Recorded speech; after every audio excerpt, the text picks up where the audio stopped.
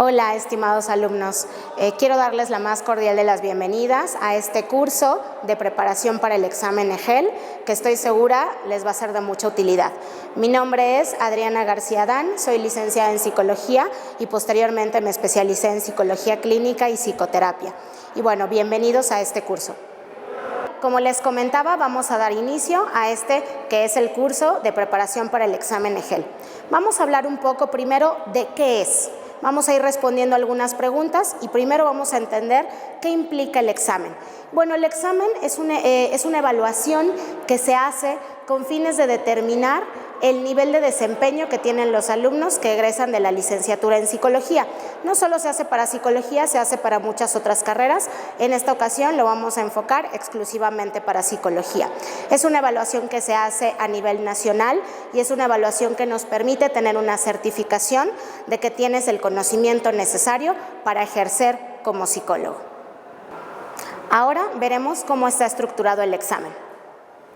Bueno, la estructura del examen EGEL consta de 3 secciones. La primera se refiere al segmento de evaluación psicológica, posteriormente tenemos intervención psicológica y para finalizar la estructura tenemos investigación y medición en psicología. Quiero hacer mención de algunos segmentos importantes.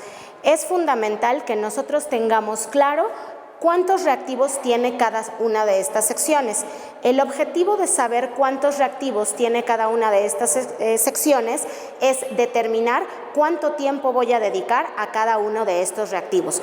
Como bien podemos observar, en evaluación psicológica tenemos un promedio de 72 reactivos en total, divididos en 2 segmentos, que es diagnóstico y comportamiento y evaluación de la intervención, en donde tenemos 54 y 18 reactivos respectivamente. Posteriormente pasamos a la sección de evaluación psicológica, en donde tenemos 48 reactivos divididos entre 18 y 30 reactivos en diseño de intervenciones y realización de intervenciones. Posteriormente tenemos en la sección de investigación 80 reactivos. Quiero hacer hincapié en que notemos la diferencia que hay entre la cantidad de reactivos en cada una de estas secciones. ¿Por qué? Porque evidentemente vamos a tener que hacer muy puntuales en la sección de investigación por la cantidad de reactivos. En una parte tenemos 24 reactivos, 32 reactivos y 24 reactivos para dar un total de estos 80 reactivos. Al hacer la sumatoria, nosotros vamos a estar haciendo un examen de 200 reactivos. ¿Por qué es importante también saber cuántos reactivos tenemos en total? Porque nos permite administrar nuestro tiempo en función a los minutos que tengo que dedicar a cada reactivo. Y bueno, la sección que vamos a revisar ahora es cómo se califica el examen. Bueno, lo tenemos en la pantalla. Como primer punto, debemos saber que el examen se califica de forma electrónica, es decir, tenemos una hoja de respuestas en donde vamos a llenar alvéolos y esa hoja se pasa por un lector láser que va a arrojar una calificación de esos 200 reactivos. Pero, más allá de esto, tenemos que saber cómo identificar si acreditamos o no el examen. El examen EGEL tiene 3 posibles resultados. Aún no satisfactorio, con sus respectivas siglas, que es ANS, satisfactorio y sobresaliente. El aún no satisfactorio abarca un puntaje de 700 puntos a 999, para posteriormente pasar al satisfactorio de 1000 puntos a 1149 y un sobresaliente de 1150 a 1300 puntos. Para identificar qué testimonio tuvimos como resultado general del examen, tenemos lo siguiente. Para un testimonio o desempeño satisfactorio, debemos de obtener al menos 2 de las 3 áreas en desempeño satisfactorio o desempeño sobresaliente. Es decir, tenemos la posibilidad de tener un área con desempeño aún no satisfactorio. Pero tenemos un siguiente resultado, un testimonio de desempeño sobresaliente o un testimonio sobresaliente. Para esto debemos de tener al menos 2 de las 3 áreas en desempeño sobresaliente más un área con desempeño satisfactorio o en su defecto las 3 áreas con desempeño satisfactorio y sobresaliente. Ahora bien, ¿por qué es importante que tu alumno como parte de la UNITEC presentes el examen? Bueno, como número 1, debo comentarte, Es un requisito para la Unitec hacer este examen para poder acceder a cualquiera de las opciones de titulación. Es importante que te acerques a tu reglamento en el capítulo 14, artículo 131, en donde viene un listado de requisitos de titulación y uno de ellos es presentar el examen EGEL y además obtener un resultado satisfactorio como lo tengo marcado en esta sección. Pero tenemos una segunda opción que seguramente te va a ser muy atractiva, que es, puedes usarlo como una opción de titulación. ¿Qué significa?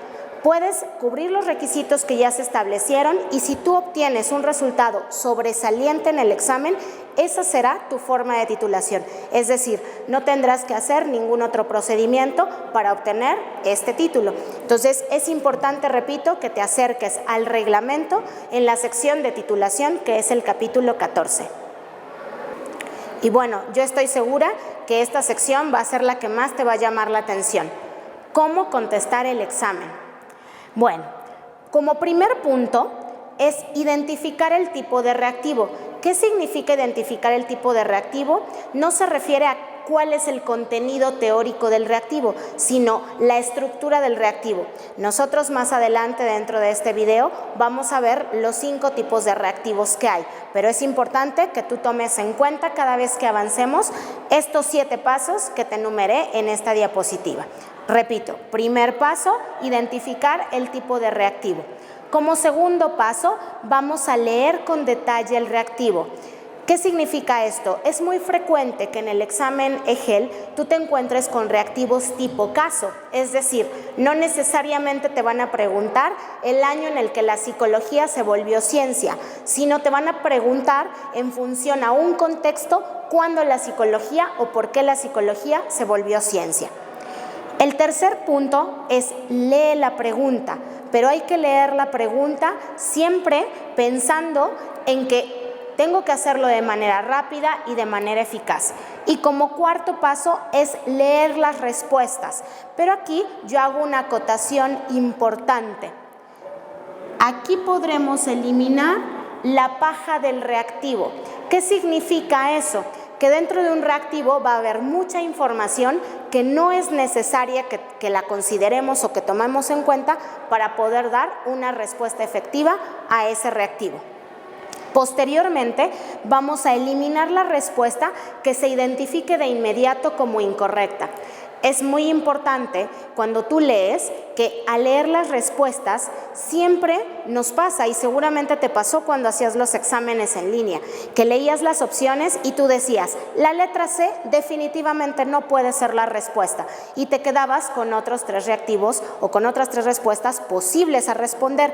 Esto es muy importante que lo hagas y lo marques de inmediato en el cuadernillo de respuestas, porque ese cuadernillo puedes rayarlo, puedes hacer operaciones en él. La que debes cuidar siempre es la hoja de respuestas. Entonces, marca, repito, la respuesta que definitivamente no es la correcta. Y posteriormente selecciona la respuesta correcta. Aquí quiero hacer también un comentario muy importante. ¿Se acuerdan cuando decíamos que teníamos 200 reactivos? Bueno, pues tenemos 200 reactivos porque tenemos aproximadamente 8 horas para responderlos. Un bloque primero de 4 horas y un segundo bloque de 4 horas. Y si yo hago la división de esos 200 reactivos entre esas 8 horas, nos correspondería aproximadamente 1 minuto y medio por pregunta. Seguramente vas a tener preguntas que contestes en 30 segundos. Inmediatamente que las leas vas a tener la respuesta y ahí tú estás rescatando o ahorrando tiempo. Pero habrá reactivos que te lleven 3, 4 o hasta 5 minutos y tienes que administrar ese tiempo y compensarlo entre las preguntas que respondiste rápidamente y preguntas que estás tardando un poco más de tiempo en contestar. Vamos a ver un siguiente ejemplo.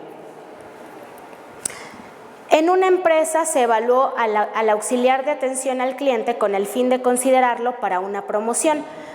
Por ello se le aplicó la escala Wechsler en la cual obtuvo una puntuación normalizada de 6 en la subprueba de comprensión. Este resultado se interpreta como, denme un segundo, voy a borrar las anotaciones del segmento anterior para que lo puedan ver con mayor claridad. ¿Qué significa? vamos a revisar las opciones de respuesta, porque si se dan cuenta, no nos están haciendo una pregunta como tal, sino el caso mismo es la pregunta específica. Y bueno, aquí vamos a ver pragmatismo social y capacidad para pensar en las consecuencias, resolución óptima de conflictos interpersonales y preocupación social. Cuando nosotros leemos ya esas dos opciones, nos damos cuenta de inmediato que están haciendo una interpretación de su prueba de comprensión de la prueba que se aplicó a este candidato, que fue una de las escalas Wechsler. Entonces, ¿qué significa? Nosotros tenemos que ir inmediatamente a lo que significa su prueba de comprensión. Si nosotros seguimos leyendo los reactivos, me voy a saltar hasta el C, incapacidad de anticipación, baja planeación en la solución de problemas, nos damos cuenta que ni la A, ni la B, ni la D están asociadas con lo que implica su prueba de comprensión en la escala Wechsler, por lo cual inmediatamente colocaría la respuesta C, que se refiere a incapacidad de elaborar juicios adecuados y desadaptación social, que son exactamente los criterios de evaluación de la escala de comprensión de Wechsler. Ahora vamos a ver un siguiente tipo de reactivo que se refiere a jerarquización u ordenamiento. Esto, como su nombre lo dice, tenemos que ordenar cronológicamente o en un sentido de mayor a menor algún proceso. Vamos a ver el ejemplo a continuación. Nuevamente voy a borrar las marcas y vamos a leer el reactivo. Ordene los pasos para conseguir que un niño de 8 años adquiera la conducta de estudio y la fortalezca para hacerla resistente a la extinción. ¿Qué significa eso? Necesitamos eliminar una conducta para que el niño pueda ser exitoso en el proceso de aprendizaje. Entonces, vamos a ver las opciones. Si se dan cuenta, nos las colocan con una numeración e inmediatamente nos vamos a la respuesta para que identifiquemos que están esos números colocados en un distinto orden. Entonces, ahora lo que tenemos que hacer es colocarlas en orden jerárquico. Veamos la respuesta A. El punto número 1 dice moldeamiento de la conducta, pero resulta que moldeamiento, desde que yo la leo, sé que es una estrategia de intervención, por lo cual nunca inicio de primer momento con un cambio de conducta con la intervención. Necesito un paso previo. Vamos a revisar la siguiente opción. La 2, 1, 3, 4. Vamos a revisar cuál es la respuesta 2. Identificación del tipo de reforzadores sociales y positivos que funcionan en el niño. ¿Qué significa esto? Que primero tengo que identificar qué motiva al niño para poder hacer una intervención. Entonces, de entrada, puedo yo identificar que el número 2 va en el primer lugar dentro de las respuestas. Vamos a revisar la C y la D. Si nos damos cuenta, en ninguna de las otras opciones tenemos como inicio el número 2. De inmediato, ya no tengo que detenerme a identificar si ese orden es correcto. Desde la respuesta B, yo tengo claro que este es el primer procedimiento. Entonces, dense cuenta cómo inmediatamente al ver mis respuestas, yo puedo saber qué me van a pedir hacer. Si yo tengo una serie de números, es que tengo un tipo de reactivo de jerarquización u ordenamiento. Vamos a ver un siguiente ejemplo de este proceso, por favor. Y bueno, un adolescente es enviado a usted para que se le realice una evaluación psicológica, ya que está presentando conductas de agresión en la escuela y en casa se encierra a dormir o llorar por horas. Los padres buscan hablar con él, pero refiere no tener nada. Vamos a ver cuál es el criterio de evaluación. Ordene los pasos para conseguir llevar a cabo dicha evaluación. Fíjense bien, nos están pidiendo que estructuremos el ordenamiento de una evaluación. ¿Por qué hago hincapié en esto? Independientemente del caso que nos hayan colocado, ustedes bien saben que el proceso de evaluación siempre se hace en el mismo orden. ¿Se acuerdan que en uno de los pasos yo les decía que hay que eliminar la paja del caso? En realidad, lo único que nosotros debemos tener claro dentro del caso es que nos están pidiendo una evaluación. No importa para qué, no importa cuál es el objetivo, no importa qué le está pasando en ese momento a la persona, porque lo que nos piden es una evaluación. Si nosotros nos vamos a la respuesta, se van a dar cuenta que ninguna de las opciones que nos dan tiene que ver exactamente con que si el paciente presenta un proceso depresivo o si es agresivo, etcétera. Solo vamos a ordenar el proceso de evaluación. Dense cuenta cómo a veces nos podemos perder mucho tiempo pensando en que nos van a pedir una estrategia de intervención para depresión o un diagnóstico, y no nos están pidiendo eso, nos están pidiendo una cuestión meramente técnica. Entonces vamos a ver las opciones que tenemos para responder a este reactivo. Tenemos como primer punto la integración del informe. Aquí yo les diría, una integración del informe la hago una vez que ya apliqué pruebas, que ya califiqué, que ya interpreté. ¿Qué significa? Que la número 1 no puede ser el primer paso que yo lleve a cabo. Vamos a pasar al siguiente, entrevista con padres. Nosotros estamos trabajando con un adolescente. Recordemos que la teoría dice que cuando trabajamos con niños o con adolescentes mayores a 12 años, el primer contacto en la evaluación tiene que ser con la persona que voy a evaluar. Cuando son personas menores de 12 años, el primer contacto es con los padres. ¿Qué significa? Que recordemos que tiene 16 años. Entonces, este punto número 2 tampoco puede ser la respuesta por la que iniciemos el ordenamiento. Y si yo en ese momento me voy a las posibles respuestas, me doy cuenta que la D y la B inician con el número 2. ¿Qué significa? Inmediatamente elimino esas respuestas. ¿Por qué? Porque definitivamente no puedo iniciar con la entrevista padres. Posteriormente nos vamos a la aplicación de la batería, después interpretación de pruebas, después entrevista con el paciente. Y aquí yo me voy a detener. Yo les decía, ¿cuál es el primer contacto que se debe de tener en el proceso de evaluación con una persona de 16 años o mayor de 12 años? El contacto con él. Entonces, mi primer paso está aquí. Este sería mi punto número 1.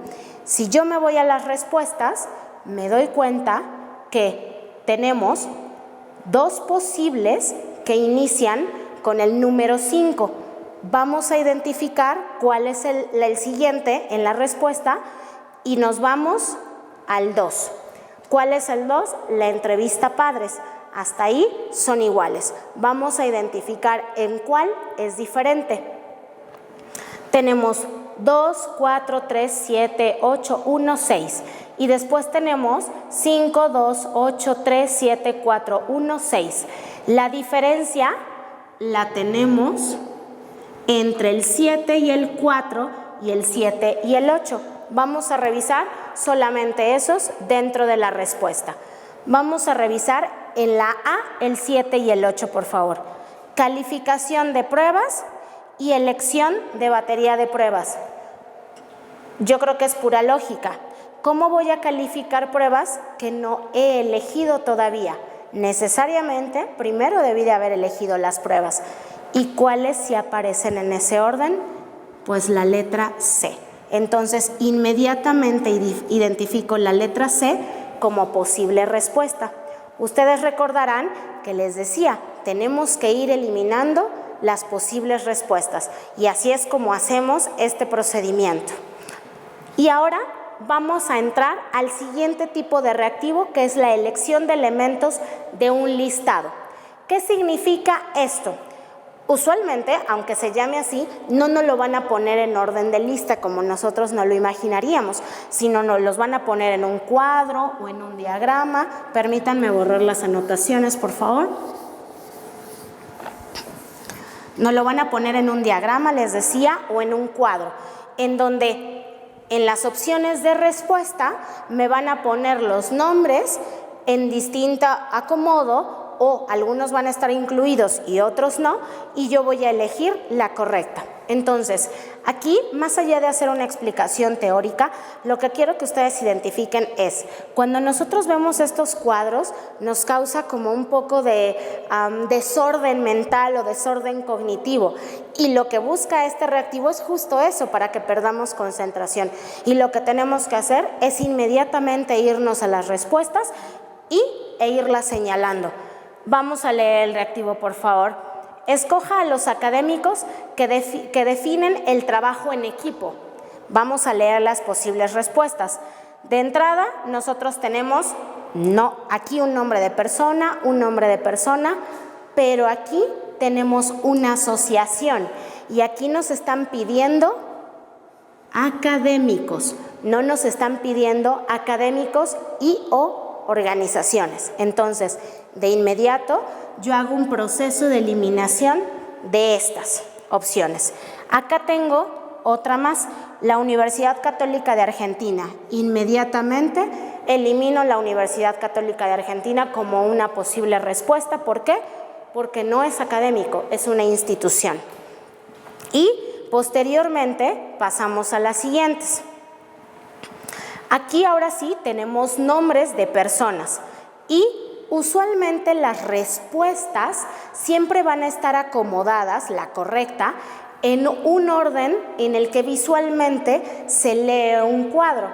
Por ejemplo, aquí la forma de leer el cuadro sería de manera horizontal y entonces vamos a identificar cómo vienen acomodados. Aquí, por ejemplo, vamos a ver la B. Daniel Coleman, Catherine Zabieta, Henry, acá, y después tenemos a Luis Riquelme. Luis Riquelme, acá está. Fíjense bien, íbamos en orden hasta Luis Riquelme. Con Luis Riquelme nos regresamos hasta acá, cuando en teoría lo correcto hubiera sido que después de Daniel Coleman estuviera Luis Riquelme. En cuanto nosotros identificamos que eso no está ordenado, la respuesta la elimino. Esa no es una posible respuesta correcta. Posteriormente me voy a la siguiente opción. Daniel Coleman, nuevamente, Catherine Zabieta, Olman Martínez, ¿dónde está? Aquí está. Y después tenemos Alfonso Novoa. Y Alfonso Novoa lo tengo arriba. Nuevamente, la lectura no fue en orden. Nos saltamos la visión del cuadro y por lo tanto este reactivo tampoco puede ser una respuesta correcta. Después nos vamos a la D, nuevamente con Daniel Coleman, Catherine Zabieta, Henry Minsterberg.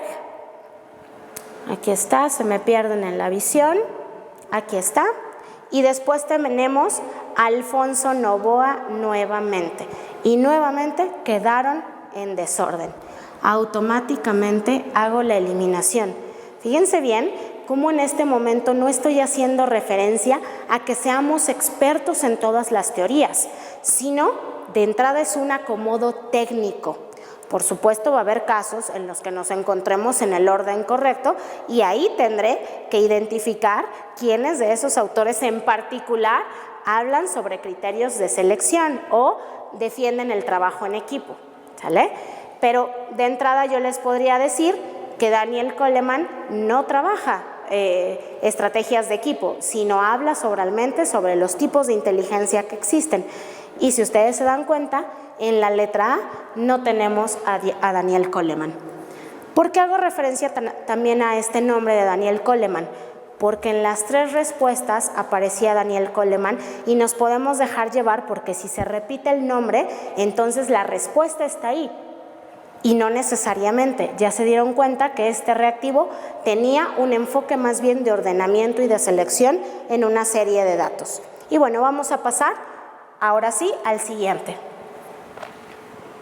Y bueno, ahora vamos al penúltimo tipo de reactivo que se refiere a la relación de columnas. Aquí quiero ser también muy puntual porque nosotros estamos acostumbrados a ver columnas en donde asociamos inmediatamente con un paréntesis en donde vamos poniendo las letras. Pero ¿qué creen? La relación de columnas dentro del examen EGEL tiene un formato bien distinto. Entonces, quiero que antes de leer el reactivo veamos las respuestas, en donde en la opción A inmediatamente tengo 1A, 2B, 3C, 4D. Y cuando nosotros nos encontramos con eso, decimos, Dios mío, ¿cuántas preguntas estoy respondiendo en una? No se preocupen, es exactamente relación de columnas, nada más que con un acomodo distinto. Ahora sí, vamos a ver el ejemplo. Se evaluó un paciente de 15 años con el test de dibujo de la figura humana. Relacione los rasgos con sus parámetros correspondientes. Fíjense bien, vamos a eliminar paja. ¿Qué no nos interesa? ¿Cuántos años tiene? Eso no me interesa. ¿Por qué? Porque cuando yo leo las opciones de respuesta, me estoy dando que es agresión, falta de contacto social, angustia, problemas emocionales y baja autoestima. ¿Qué tenemos ahí? Únicamente rasgos asociados a un trazo. Entonces, la descripción del paciente no me sirve para absolutamente nada e inmediatamente en mi mente identifico que no es un caso en donde tengo que hacer intervención, sino solamente identificación de rasgos en el segmento de evaluación psicológica. Entonces vamos a ver cómo se asocian. Incluso, si les es más fácil, dentro del cuadernillo pueden hacer las líneas como lo haríamos en un examen, por ejemplo, haciendo esta correspondencia y después hago la asociación. Como a ustedes les sea más fácil, pero identifiquemos que es una simple relación de columnas. Y bueno, vamos a ver las respuestas. Agresión. ¿Con qué rasgo en un dibujo está asociada la agresión? Bueno, la agresión está asociada con falta de manos, con figura pequeña, o con presentación de algunos ángulos constantes o con sombreado del tronco. De entrada, ¿cuál definitivamente no está asociada con agresión? Una persona agresiva no hace dibujos pequeños, hace usualmente dibujos un poco más grandes. Entonces, esta asociación no puede ser. Recordemos, incluso si no tengo mucho conocimiento sobre los rasgos para identificar en el dibujo de figura humana, ¿cómo se imaginan un dibujo en donde yo tenga manos con picos o muchos picos, muchos picos? En general, cuando hago esta pregunta, mis alumnos siempre me contestan, ay, esa persona se siente mal, probablemente es agresiva, se ve un dibujo violento, como ustedes se imaginan los cómics que conocemos. Entonces, eso me puede dar una idea de con qué rasgo está asociado. Entonces, agresión probablemente esté asociada con la presencia de ángulos constantes. Entonces yo de inmediato ahí ya tengo la asociación de el número 1 con la letra C. Vamos a irnos a las posibles respuestas y ver cuál inicia con esa opción. 1A, 1B, 1C y 1C. ¿Qué significa? La opción A la elimino, la opción B la elimino porque no coincide en la primera letra. Entonces, mi posible respuesta correcta va a estar entre C y D. Vamos a hacer el siguiente rasgo, por favor. Vamos a ver falta de contacto social. ¿Cómo nosotros nos contactamos socialmente? Pues a través de acercarnos, de hablar, de tocarnos, de saludarnos las manos. ¿Qué pasa cuando una persona, ustedes le dan la mano y no les responde, no les estira la mano? ¿Con qué lo asociamos? ¿Con qué rasgos? Con timidez, con falta de contacto, con distancia. Entonces, ¿con cuál estará asociada la falta de contacto social? Aquí tenemos uno muy importante, con falta de manos. Resulta que yo le doy la mano y no me contesta. Entonces, el reactivo 2 puede estar asociado con el inciso A. Tenemos 1C y 2A. Vámonos a nuestras posibles respuestas. 1C coinciden estos dos. 2A, pero aquí tenemos 2D. Vamos a revisar cuál es la D. Sombreado en el tronco. ¿Ustedes se imaginan a alguien tímido sombreado en el tronco? Yo me imaginaría a alguien más tímido como sombreado o completamente tachado. Entonces, esta no es una posible respuesta. En cuanto yo hago esa eliminación, inmediatamente puedo identificar que el reactivo correcto es la letra C. Además, vean lo que estamos haciendo en este momento. No necesitamos hacer la relación de columnas completa. No necesito responder o hacer la asociación de columnas de 3 y 4. ¿Por qué? Porque hasta la número 2 inmediatamente tengo la respuesta. ¿Qué me permite hacer esto? No digo que no lo revisen, por supuesto es importante que lo revisen, pero cuando estamos sobre el tiempo y hubo una pregunta de estadística en donde me llevé 5 minutos respondiendo y ahora tengo muchos menos minutos, esta es una muy buena estrategia para ahorrar tiempo. Y bueno, vamos a ver un siguiente ejemplo en este sentido, por favor. Y bueno, vamos a borrarle mis anotaciones y entramos entonces al multirreactivo, que es el último tipo de respuestas. El multirreactivo tiene la siguiente función. En los multirreactivos yo voy a tener un caso más extenso. Si nos dimos cuenta en los anteriores, dentro de 2-3 renglones nos hablaban de rasgos generales de un caso, de un paciente, de un alumno, de un posible candidato a reclutamiento en una empresa, pero resulta que aquí tenemos un caso mucho más extenso, mucho más detallado, y la probabilidad de que ese sea un reactivo tipo multirreactivo es mucho mayor. ¿Qué significa que sea multirreactivo? Que de un solo caso voy a responder al menos 3 preguntas.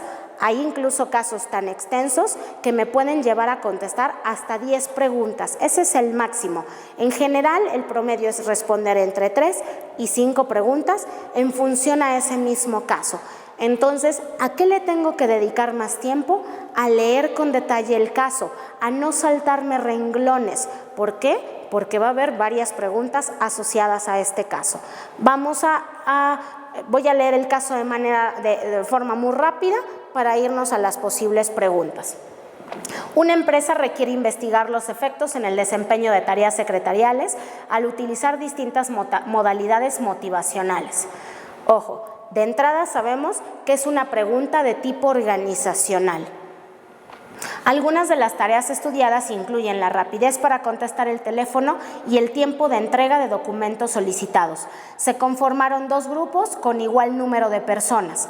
Los sujetos que participan en el grupo de motivación individual recibirán una recompensa de acuerdo al número de tareas que ejecuten exitosamente de manera individual, mientras que los sujetos que participan en el grupo de motivación grupal recibirán una recompensa de acuerdo al número promedio de tareas que ejecuten correctamente los miembros de ese grupo. Ojo, hasta aquí tenemos información importante. Es un ejemplo de psicología organizacional y estamos hablando sobre el concepto de motivación. Y el último punto, estamos hablando de una evaluación individual en grupo y de una evaluación grupal. Y bueno, posteriormente se registran y se comparan el número de tareas realizadas exitosamente por cada individuo en ambos grupos. Ahora sí, nos vamos a los reactivos con sus posibles respuestas. Los siguientes procedimientos son necesarios para el control de variables y se mencionan en la descripción de la investigación anterior, excepto nosotros estábamos hablando de grupos, ¿correcto? Entonces, esta respuesta sí está incluida dentro del caso. Grupo control, claro, tenemos 2 grupos controles, ¿se acuerdan? Los de motivación grupal y los de motivación individual. Y después, las condiciones experimentales a comparar, ¿se acuerdan? Lo que vamos a comparar es cómo se vive de manera individual la motivación y cómo se vive de manera grupal. Entonces, ahí lo único que no está incluido dentro de este caso es la asignación de sujetos al azar. En ningún momento nos preguntaron o nos dijeron cómo se había hecho la elección de los sujetos. Entonces, esto no corresponde a nada de este caso. Algo que quiero también hacer hincapié en este proceso, no necesariamente son respuestas positivas, es decir, como en esta ocasión nos están preguntando, todo esto está incluido menos esto. Esos son muy fáciles de identificar, como lo acabamos de hacer ahorita, lo hicimos en menos de 30 segundos. Obviamente me tardo más porque estoy dando una explicación, pero seguramente ustedes lo van a hacer en 25 segundos posterior a leer el caso. Pasemos al siguiente. ¿Qué tipo de observación es la indicada para recabar la información requerida en el estudio anterior? ¿Se acuerdan que nos dicen que habrá un registro para comparar el número de tareas? Pues de entrada, si hay un registro, no puede ser de laboratorio porque no estamos en un laboratorio, estamos en una organización. Participante no, porque no estoy inmerso en el grupo, en ningún momento dice que un sujeto, el investigador, intervenga. No estructurada no puede ser porque hay un lineamiento. Necesariamente la respuesta es estructurada porque tenemos un registro que se va a llevar a cabo de manera ordenada y formal. Y por último entramos, ¿qué análisis de datos pueden efectuarse si se obtienen un promedio de los datos que se van a contrastar? Si se dan cuenta, otra característica es que nos están evaluando, nos están preguntando desde distintos enfoques, desde el área de investigación, desde el área clínica, desde el área social. Y aquí la respuesta es una cuestión meramente estadística y la respuesta es la T de student. ¿Por qué? Porque la J cuadrada no puede ser porque los datos que estamos evaluando no son numéricos, son cualitativos y eso solamente se puede hacer a través de la T de student. Y bueno, después tenemos otras opciones como el análisis multivariado de datos de frecuencia. No podemos evaluar frecuencia porque en ningún momento nos dice el caso que lo vamos a hacer por un periodo de tiempo, solamente se va a hacer una vez y ahí va a terminar. Prueba de coeficiente de contingencia, no hay contingencia, no estamos estableciendo ninguna regla para poder evaluar esto. Se está evaluando tal cual como va a aparecer la conducta en esos grupos control. Y bueno, ahí, si nos damos cuenta, de repente nos da miedo enfrentarnos a conceptos estadísticos y no necesitamos hacer un cálculo, aunque fue una respuesta de tipo estadístico psicológico. Y bueno, básicamente con esto terminamos la sección asociada al tipo de reactivo. Yo espero que les haya sido de utilidad y todavía vamos a pasar a una sección donde les voy a dar algunos otros tips que les serán de utilidad. Y bueno, como última y muy importante sección, quiero darles algunos tips finales para la aplicación como tal o para el día en el que van a hacer el examen. Quiero compartirles un poquitito de mi experiencia. Cuando yo hice ya hace algunos años este examen, me hubiera encantado recibir esta información porque me hubiera generado mucha más seguridad, hubiera estado menos ansiosa e incluso probablemente pude haber obtenido un resultado más exitoso. ¿Por qué? Porque tenía opciones para hacer mi examen, porque me sentía segura. Y bueno, quiero comentarles algunos. De entrada, como número 1, siempre que nosotros nos detenemos en una pregunta que no identifico en ese momento la respuesta, no me debo detener en ese reactivo. Tengo que marcar ese reactivo en el cuadernillo de preguntas, un señalamiento que me indique que ese está pendiente y pasar al siguiente reactivo. Pero ojo, no solo voy a marcar mi cuadernillo de respuestas, tengo que hacer una pequeñísima seña con un puntito dentro de la hoja de respuestas que me indique que dejé una pregunta pendiente. Les voy a explicar por qué. Si yo tengo, por ejemplo, dejo pendiente la pregunta 35 y la marco en mi cuadernillo de preguntas, pero en mi hoja de respuestas no la marco, resulta que la pregunta 36, que sí voy a responder, la contesto en la hoja de respuestas en el lugar 35. ¿Se imaginan esta tragedia? Resulta que el resto de las preguntas están colocadas en el alvéolo incorrecto. Es por esto que siempre que deje una pregunta sin responder, tengo necesariamente que hacer la marca en la hoja de respuestas y saltar a la siguiente para contestar en el orden que corresponde. Otro punto dentro de este segmento es siempre al final regresa a contestar esas preguntas que dejaste pendientes. Probablemente ya estás más fresco, ya estás más concentrado y ya tienes la respuesta de esa pregunta. En caso de que no tuvieras la respuesta de esa pregunta, responde cualquiera de las opciones. Coloca A, B, C o D. Pero ojo, nunca dejes un reactivo sin contestar, nunca dejes una respuesta en blanco. Y como última situación en este segmento es siempre recuerda que debes de tener el tiempo a la mano. cuánto tiempo te queda para responder. Quiero comentarles, el cuadernillo que a ti te dan en el primer segmento de la aplicación, es decir, por la mañana, es un cuadernillo distinto al que te van a dar en la tarde.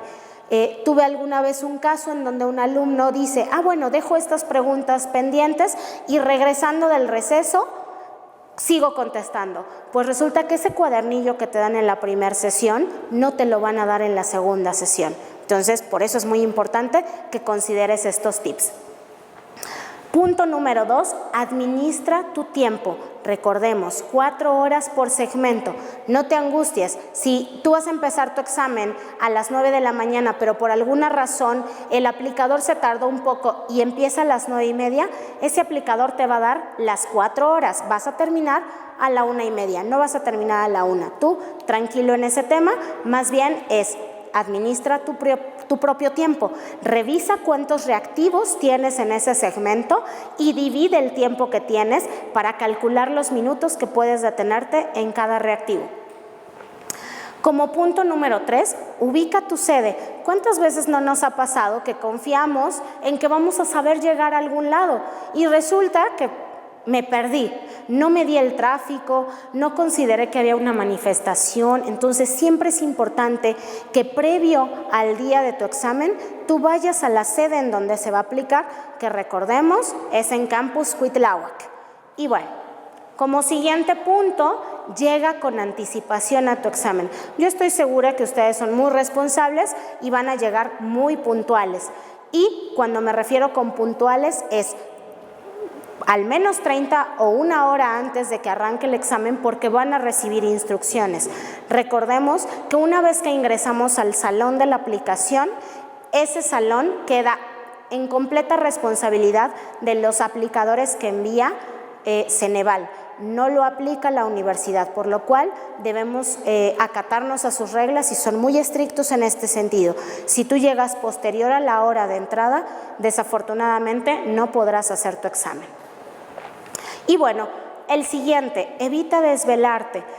A veces me dicen, es que estoy muy nervioso y no puedo dormir. Bueno, implementa alguna estrategia de relajación simple, ve una película que te guste, nada denso, cuida, que es el siguiente punto, tu alimentación, come algo ligero, algo que no haga que te dé sueño o que puedas tener malestar estomacal, que te sientas satisfecho pero que estés con el estómago bastante tranquilo.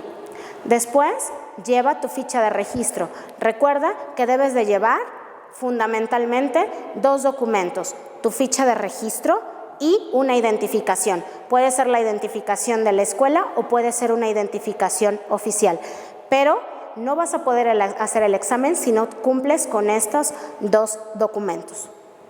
Posteriormente, lleva un reloj de mano.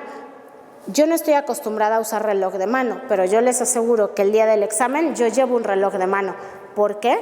Porque no vas a poder revisar la hora de ninguna otra manera más que si tú tienes un reloj de mano. Ahorita vamos a hablar sobre el tema del celular. Y el siguiente punto, lleva suficientes lápices del número 2 o 2,5, gomas, sacapuntas y un bolígrafo.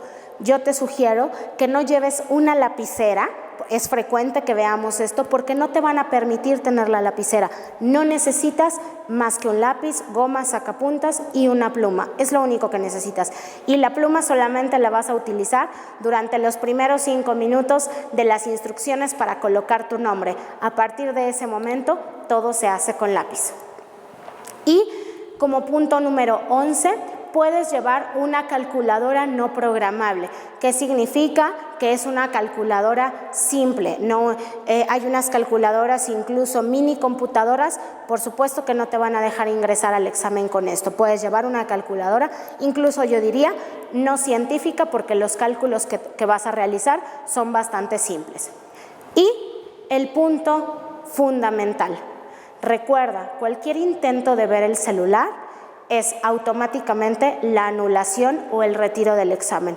Por eso es que yo decía que lleves un reloj de mano, porque a veces la respuesta es, ¿solo voy a ver la hora? Sí, pero para los aplicadores de Ceneval y para cualquier aplicación de un examen, el celular queda completamente prohibido. Incluso si a ti se te olvida que lo traes en la bolsa y no lo pusiste en silencio, o lo traes en la bolsa aunque tenga vibrador y algo pasa que llegan muchos mensajes y tú sientes esa vibración o ese sonido, de entrada te van a sacar del salón por el sonido, pero aunque sea solo la vibración, eso va a generar muchísima ansiedad en ti. Recuerda que pueden pasar muchas cosas a nuestro alrededor, pero solo tienes esta oportunidad para obtener un resultado exitoso de tu examen. Aprovéchala. Y bueno, básicamente pues estos son los tips finales y con esto me quiero despedir y desearles el mayor de los éxitos. No duden de sí mismos, ustedes están preparados, ustedes han hecho exámenes de este tipo durante toda su carrera y han recibido una formación muy estructurada, muy fuerte y muy asociada al contenido del examen. Entonces, estoy segura que van a tener resultados muy exitosos. Hasta la próxima.